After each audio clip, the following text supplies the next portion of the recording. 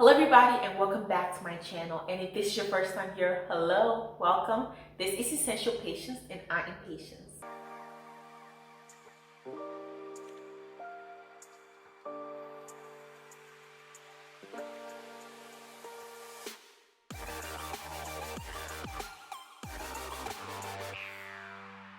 And in today's video, I am talking about must-have hair care tools.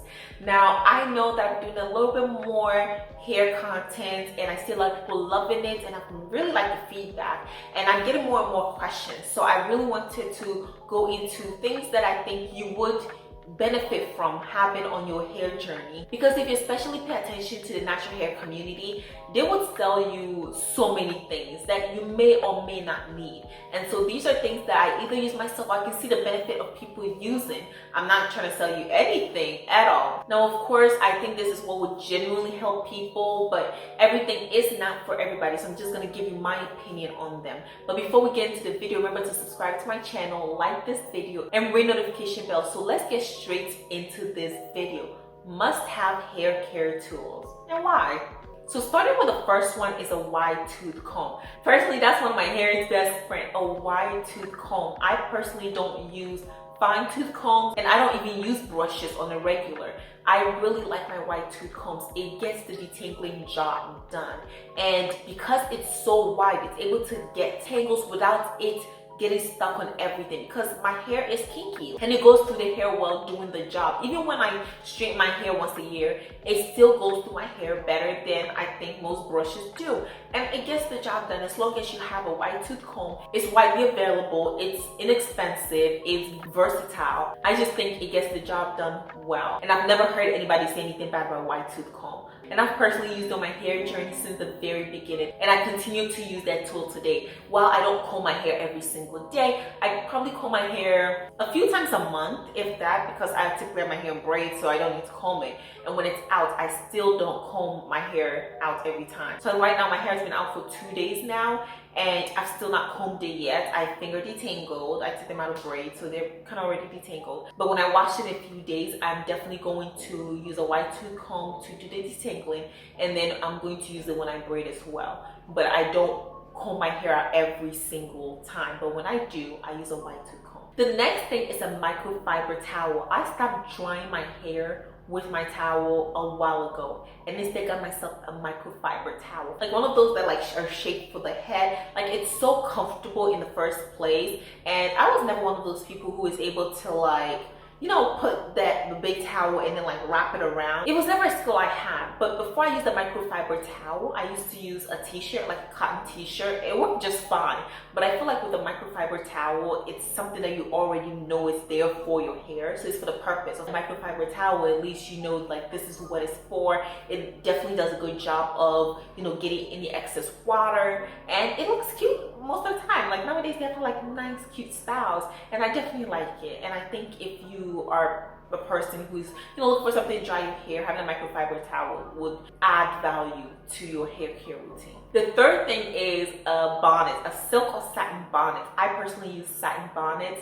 I got a silk and satin bonnet, and at that time I had one of those that like have the bands at the hair, and I don't really use those anymore. I still kind of have them for maybe when I'm like washing my hair and I need a bonnet to like put it on and then put a plastic cap, but I do not personally use one of those with the bands, because sometimes you wake up and have like that square look on my head, and I don't know if it was like healthy for the edges of my hair. I now use one of those with the very soft ends, and I really like them, and I think they do the job. But I really think that it's very healthy to use a bonnet when you're going to sleep, not just because it protects your hair, but from my experience, it's like when you're sleeping, what you put on hair and your face is not the same. So I think if you're sleeping on the pillow and you use a clean bonnet, then your face goes on the pillow rather than your hair mixing. Some of us who like to toss and turn, it just makes it easier to have that separation between your hair care products and your facial products. And especially if you don't wash your hair every single day, which most people don't,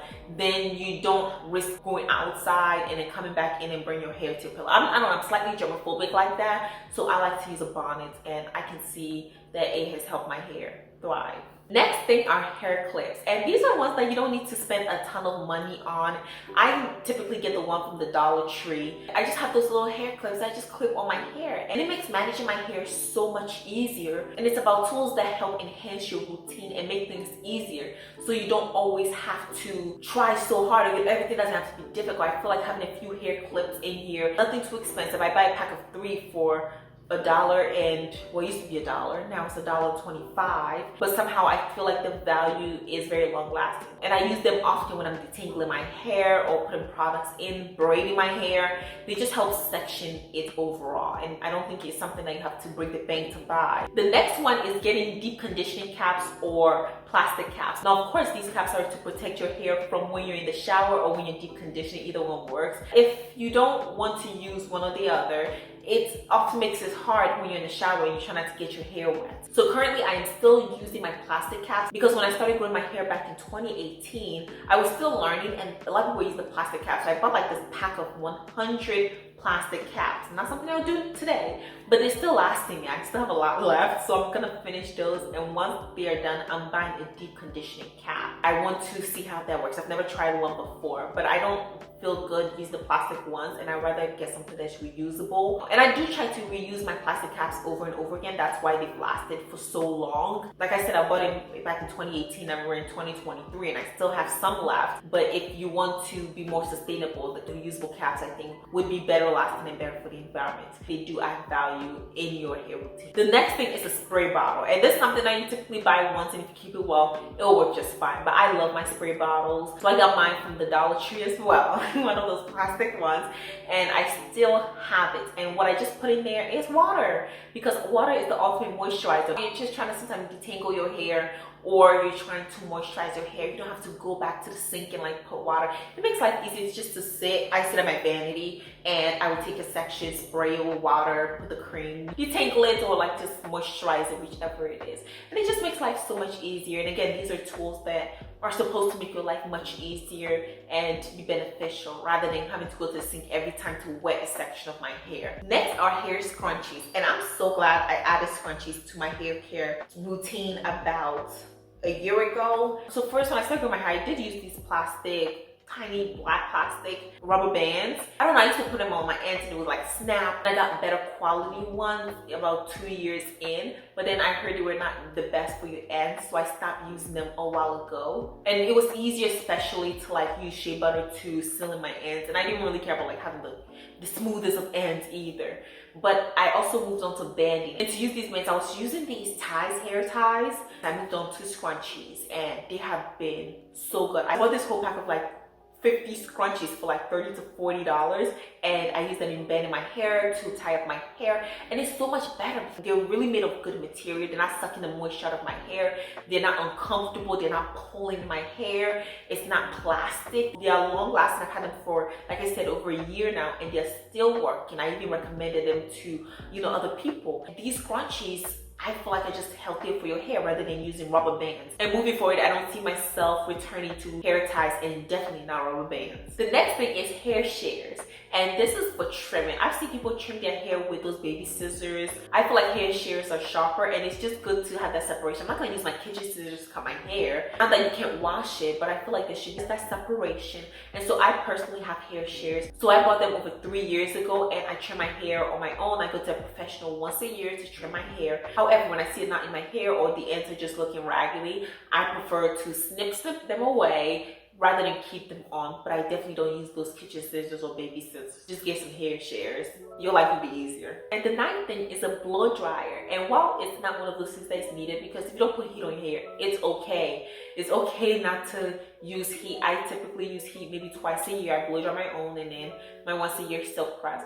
However, if you're the type of person who likes heat styling, I feel like it would be easier to get a blow dryer to help you stretch your hair. There are some people who don't like sleeping with wet hair. I totally understand that. Or you can't wait a whole weekend for your hair to dry, because it takes me typically the whole weekend for my hair to dry if I wash it. You can always use a hair dryer. Of course, be careful with the heat settings, but a hair dryer, let's admit it, makes your life so much easier when you want your hair dry in like 2 hours versus 2 days. And the last but absolutely not the least are hairbands. I pull out my hairbands when I get my silk pressed, because when I'm washing my face, oh, let me tell you, I have that hairband like right here. You pay a lot of money for it, you want it to last, of course. So I definitely have a couple of hairbands given to me by my wonderful friend named Celia. Shout out to her. And they have helped me so much. I feel like you should have at least one headband, just in case, you know, you want that separation. You have a nice hairstyle, you want to separate it from, you know, if you wash your face, you take off makeup, just have a couple in there. It doesn't hurt. People who play sports, I know, you're going to the gym, they're very helpful. Now I have another list of like things like you can add, but I don't think they're like very necessary, but it could add value in your hair care routine. And one of those is a shampoo brush. I was convinced into buying this like 2 years in, like back in 2019.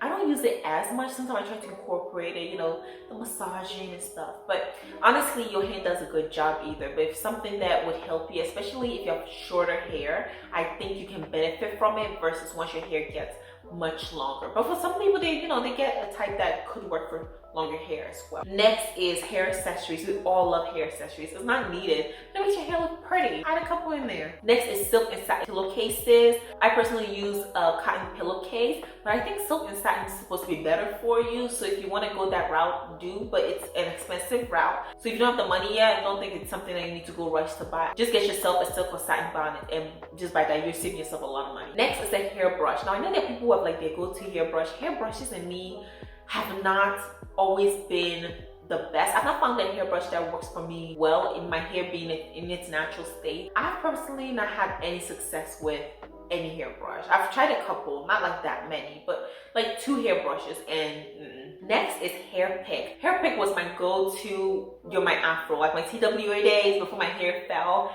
Afros were my thing, and so I used to have that hair pick and just like pick my hair out. Amazing, beautiful. And so I think that if you're at that stage, a hair pick would be very good. Like at this stage, I don't really need a hair pick. When I get my hair out of my bands, like it's okay. But if you're like that stage, so I still have my hair pick, but you know, I don't use them. I've not used a hair pick in almost 2 years, maybe even longer than that. But you know, if you're in that stage, I really think you can benefit from using a hair pick. You know what, I'll just see. I'll go take my hair pick and try and like pick out my hair and see what happens. Next is a fine tooth comb or rat tail comb. Now, while I wouldn't use it on my hair, it can help when you're doing parting. It makes it look better. I'm not a specific type of parting person, but once in a while I may want a better looking part if I, you know, if I'm really into it. And so I would take a rat tail comb and just like clean it up, and it looks better. It's just something that you have in there. I would not suggest using on your actual hair. The next is like hair rollers, or one of those, the flexi rollers or whatever. You can have those for like hairstyles, and they just add to it. I personally don't do a lot of that because I don't know how to, but I'm gonna learn. You're gonna see me with some nice hairstyles in a different variety, but I think you have the time to try it. Do try some of those. You may find your go-to hairstyle, and I see a lot of people who benefited and, you know, use it. It looks really nice. I'm definitely gonna try it. I actually have hair rollers, the flexi ones too. I just don't use them. And the last but absolutely not the least are bobby pins. You know what? I can't even find my bobby pins. I used to have bobby pins, a pack of them, and they got lost. But the pack was gone. I was like, nope, I'm not doing this. I don't typically do like hairstyles where I pin up. I don't think it's necessary now. Bobby pins can help you for doing, you know, really nice hairstyle, classic looking hairstyles. Like, they look so elegant when you see people's hairs pin up, and you know, every piece is like, it's just beautiful. But the thing about bobby pins is that you can barely ever find them. Have a ton, a pack of 100, and then in the next few business days, you probably be lucky to find 8 of them. So I don't really buy them, but I think some people can really benefit from them. And with that, I am bringing this video to an end. You all, thank you so much for sticking around. These are my list of must-have hair care tools that really help with your hair care routine, make life easier. And there's some suggested ones where I think, you know, it's okay, but the whole point about having a simple hair care routine a lot of time is to not make it too expensive. Life is expensive, but if you don't have to spend so much money on everything, it makes it even better. And so let me know in the comment section, you know, do you agree with this? Do you have any more to add to the list? I will be very happy to know what you think. And remember to subscribe to my channel if you haven't already. Like this video and ring the notification bell. Thank you so much, and I will see you in the next one. Bye.